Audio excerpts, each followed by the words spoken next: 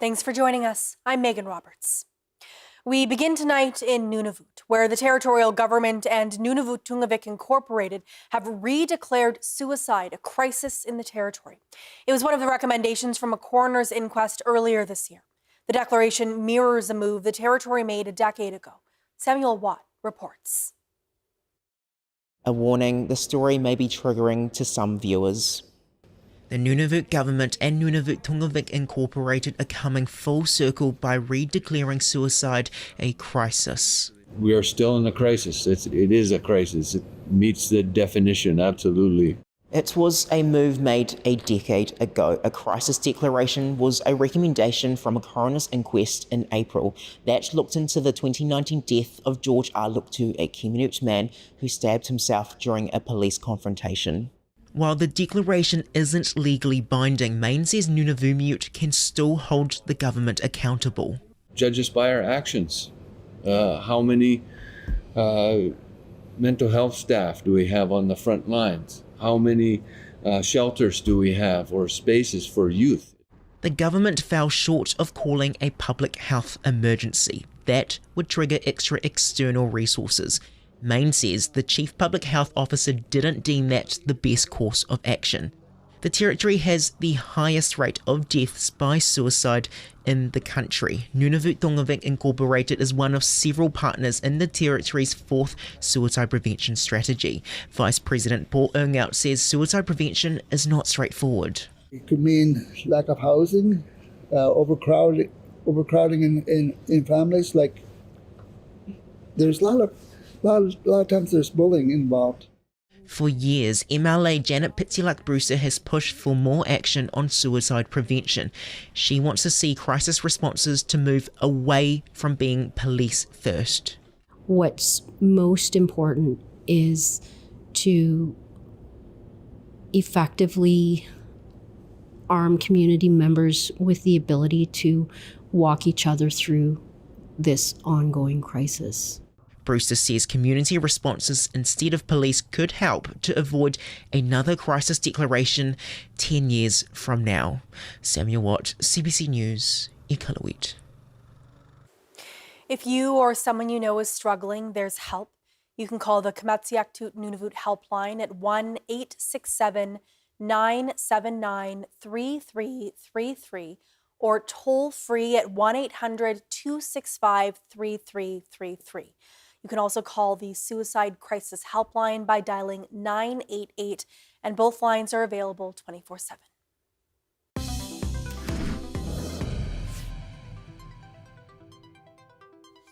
Today, Inuit paid respect to family members that were laid to rest far from home. Delegates from Nunavut's Kitimut region held a memorial service in St. Albert, Alberta. Many of their sick family members were sent to the area for tuberculosis treatment nearly 50 years ago. The graves of family members who didn't return have been honored with new markers and fresh nuna, or earth, from home. The CBC's Teresa Hayachuk has more.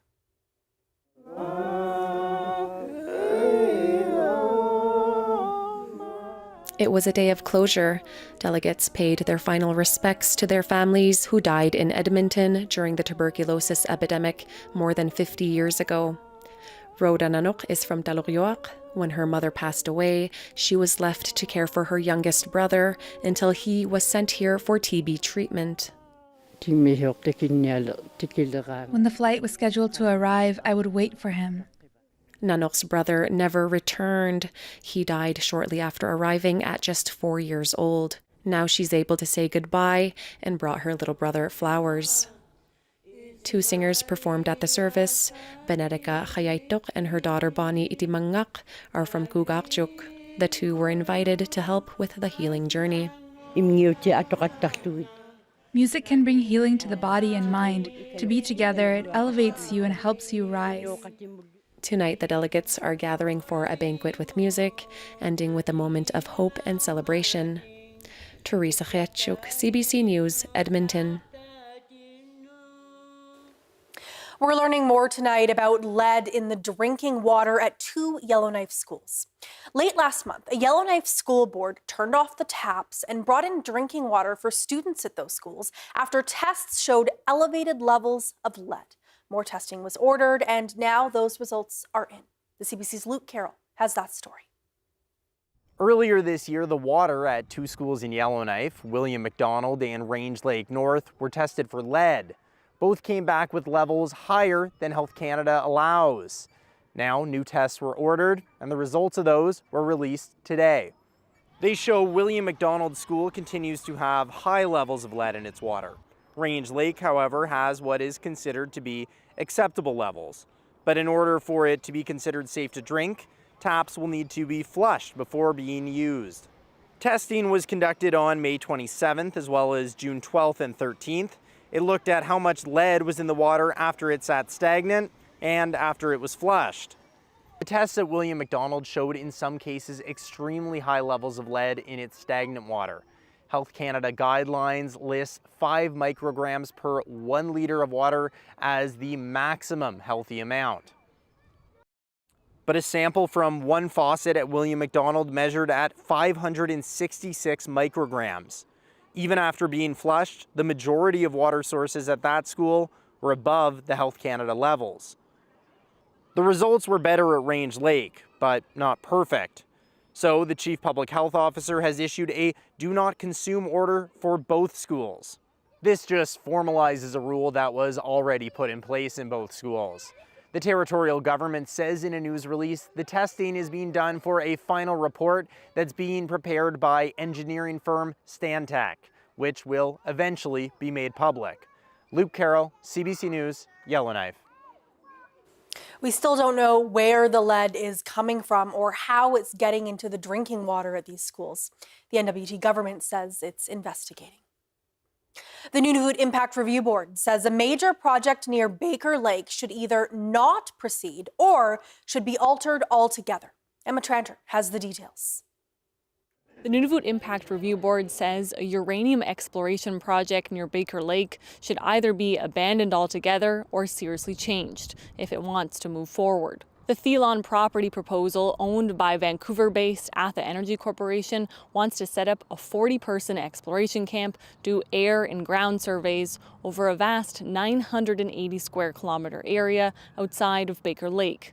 Government, Inuit, and community organizations were mostly opposed to the project, or they wanted more information about its impacts on caribou. The exploration area would overlap with caribou migration corridors. In response to those concerns, Atha Energy said it did consultations in person in Baker Lake and submitted amended waste management and spill plans. NERB says the company should develop a wildlife management plan with communities and do even more in-person consultation in Baker Lake. The board has submitted its final recommendation to the federal government for approval.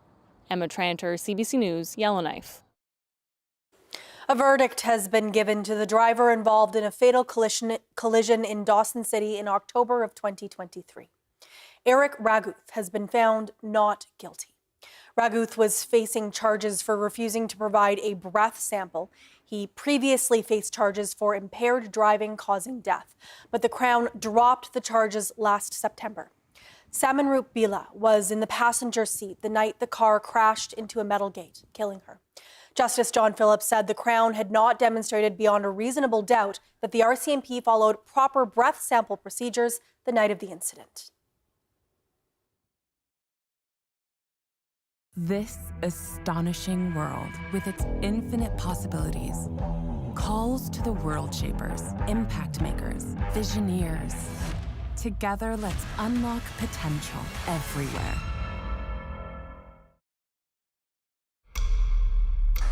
It is the worst ever air crash at sea. This was Canada's 9/11. The warning signs were there, and the warning signs were missed. One threatened into silence, the other one murdered. Air India was the first act of terrorism of its kind in the world. Lost my wife, lost my daughter, lost everything. All those hopes and dreams just gone. 2 suitcases, anatomy of the Air India bombing. Welcome to your new home. Mais il est trop chaud. He understands French. I'm not seeing this as a suicide. Someone sure wanted us to think it was. Gallagher is suspect number 1. Tell me, was it the man's politics you didn't like, or the fact that he's living with your wife? I know he's into something. I just gotta prove it. No, we all have a past. Find his. Be careful around Fitz. Donnie's got a lot of demons that tend to appear when no one expects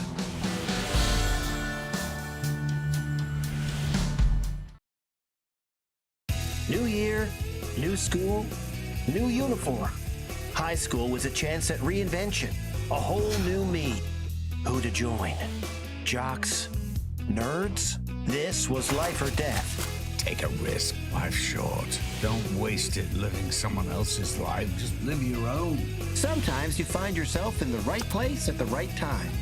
And if you're there with the right people, well, it doesn't get any better than that. You want a game? Bring it on. Go, go, go! Oh my God! We need help out there. Yeah, we'll come for you. This is it! Canada's ultimate challenge.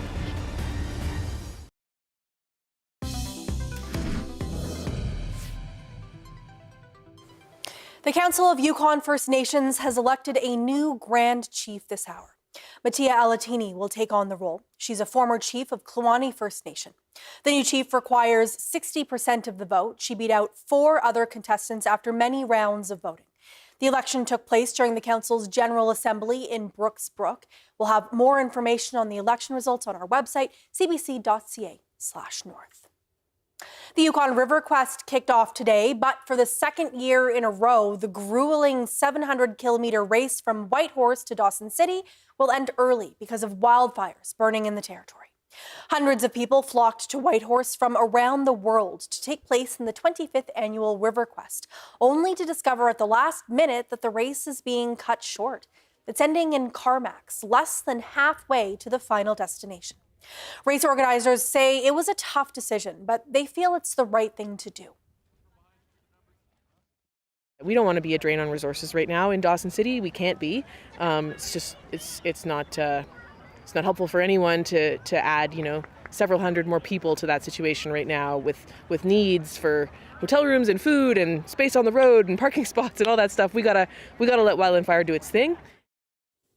There are wildfires surrounding Dawson City and several evacuation alerts in place. Roads to the town are opening and closing due to the fires. The first racers in the River Quest have reached Lake LaBarge. And there are now 73 active fires burning across the Yukon, 31 of those in the Dawson region. Fire crews from outside of the territory are now joining the efforts. Chris McIntyre has more. It's very impressive to see the amount of infrastructure that they have brought up from all over Canada to help our little community out. We all feel very well taken care of. A structure protection team from Alberta arrived in Dawson on Tuesday, and they've been setting up a water supply line up to Upper West Dawson along the top of the World Highway. Crews have also been installing pumps, hoses, and sprinklers at many properties in the area. West Dawson has been under an evacuation alert since Friday due to the Quebec Creek fire burning just 10 kilometers away. Cut Eastbound sits on town council and lives in West Dawson. He says seeing crews work hard to protect the community, people in West Dawson wanted to show their appreciation. It was my partner Haley's idea to basically, set up a cooler with ice, with drinks, and apparently Wildfire likes chocolate bars the most because that's what's going quick. But then we had some other members of the community, like Andy Pelletier, dropped by some bananas and grapes to put in the cooler. So it's just, after today's pretty cool, but if they're laying, stretching pipe all over the place, and when they're tired, they can pop by and have some refreshments, as well as other crews that are doing the big fire break. Paul Robitaille is with the town's emergency control group. He says the immediate response from Wildland Fire Management has been phenomenal. Robitaille says he speaks for residents when he says how grateful people are for the help. We don't know where we're at in terms of the start, middle, or end of this incident, but it could go on for a number of days, weeks. We hope it's as short as possible, and it can be a burden on a lot of people that are on that response. And so make sure they feel the love, and I'm sure that'll help them continue the good fight that they're doing. I'm here on the top of the World Highway, and just over my shoulder on the other side of that dark hill is the Quebec Creek Fire. Now, I spoke to a wildland firefighter moments ago, and he said that today the fire has been quite inactive due to the amount of rain that we received yesterday and today. He says if we get more rain like this over the next couple of days, they'll be able to make pretty good progress on fighting that fire. Chris McIntyre, CBC News, Dawson City. Some relief could be on the way for people having trouble finding a place to stay when they come to Yellowknife on medical travel. Larga Kitikmeot wants to build a new medical travel lodge in the NWT capital with as many as 75 rooms. The company provides housing, meals, and transportation to people from Nunavut who travel to the city for medical care. And Yellowknife City councillors are voicing their support for the project, saying it would benefit the city. And this is the type of facility that contributes to Yellowknife's ability to serve as a hub for our neighbors, and it works towards greater sustainability, especially considering the closure of the diamond mines, and an increase in guests who use our library, our pools, our movie theaters, and our restaurants should be welcomed for the future prosperity of the collective city. So while I empathize with the neighbors whose view will undoubtedly change, I do believe allowing this discretionary use under these circumstances is in the best interest of the city.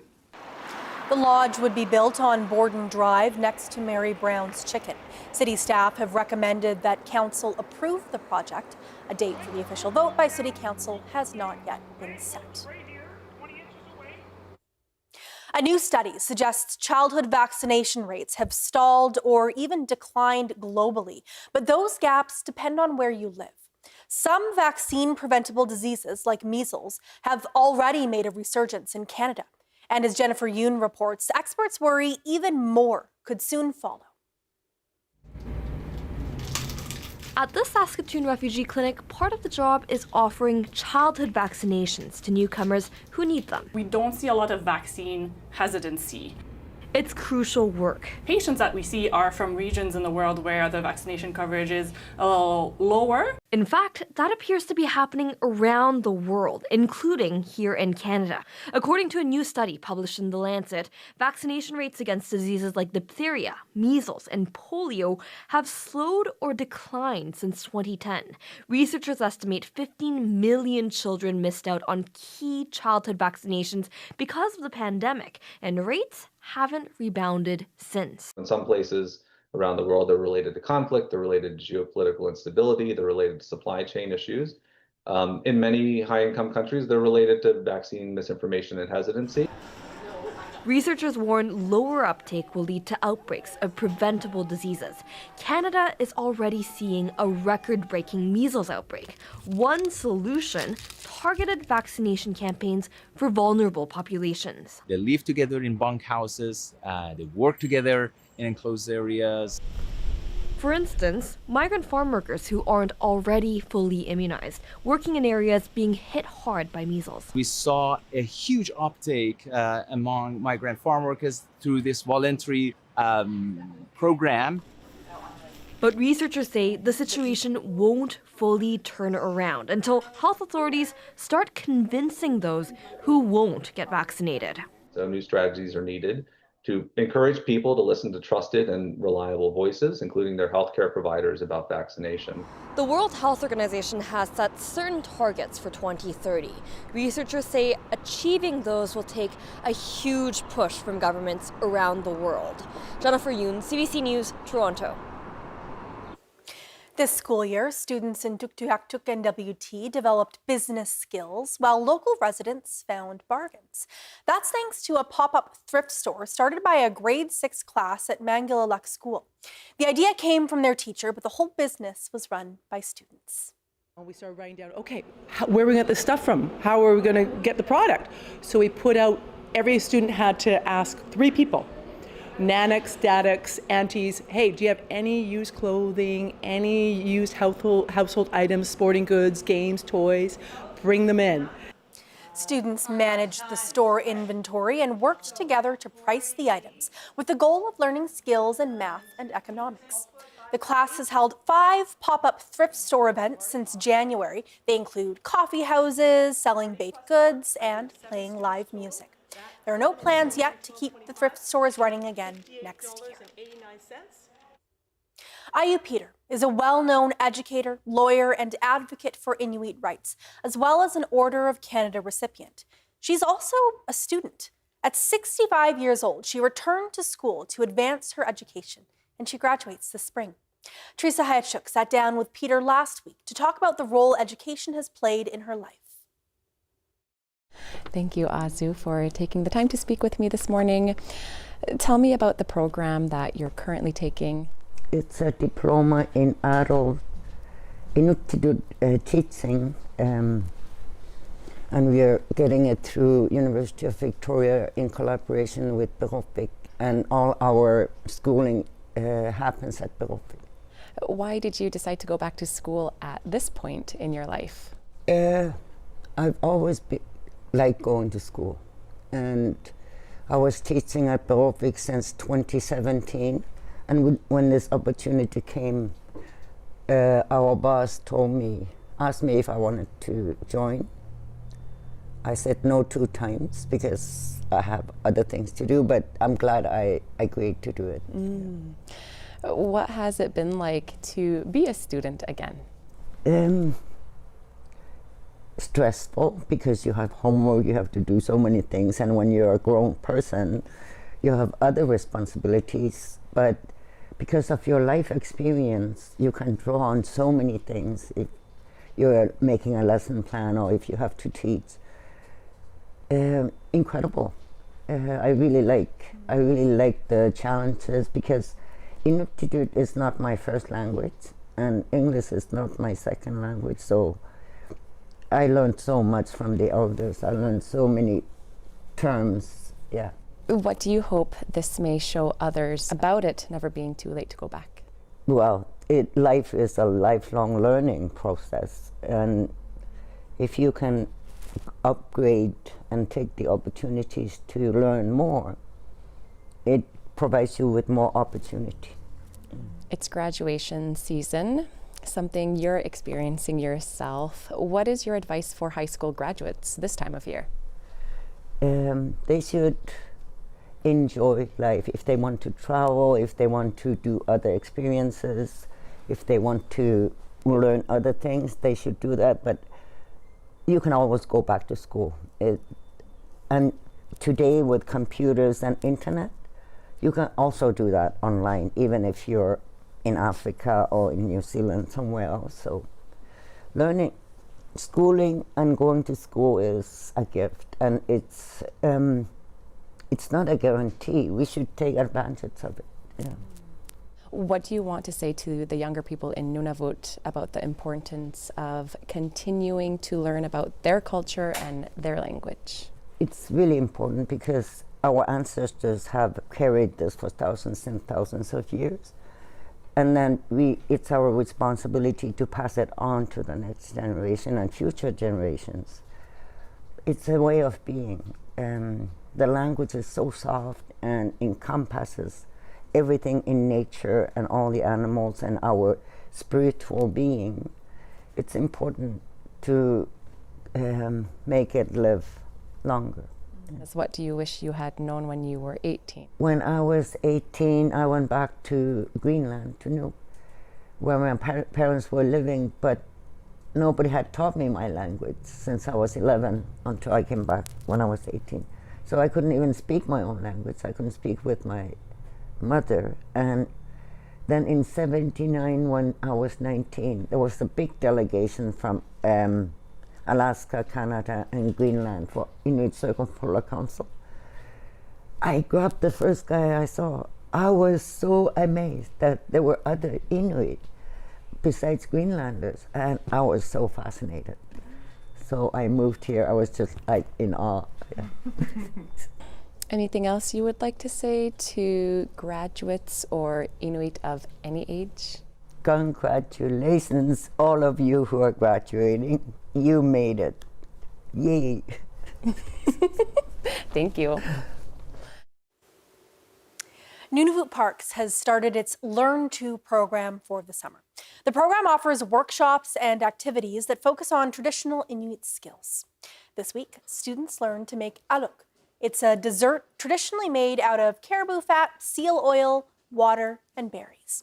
The workshop's instructor says she learned to make the dish when she was just a child.